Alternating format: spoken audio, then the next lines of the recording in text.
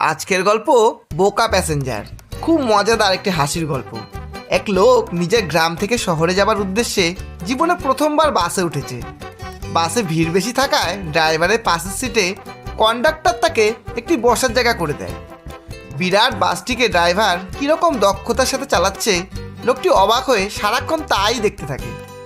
প্রায় ঘন্টা তিনেক পর বাসটিকে রাস্তার ধারে একটি রেস্টুরেন্টের সামনে দাঁড় করানো হয়। সবাই ফ্রেশ হয়ে খাবার দাবার খাবে তাই। সকল প্যাসেঞ্জারদের সাথে তখন ড্রাইভার ও কন্ডাক্টরও রেস্টুরেন্টে যায়। কিছুক্ষণ পর সকল প্যাসেঞ্জার ফিরে এসে বাসে উঠে বসে।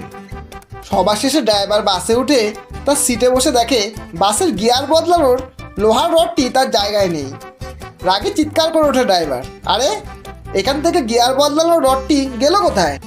তখন বাসে থাকা সকলে লক্ষ্য করলেন, সত্যিই তো গিয়ার বদলানোর সেই লোহার রডটি জায়গা মতো নেই।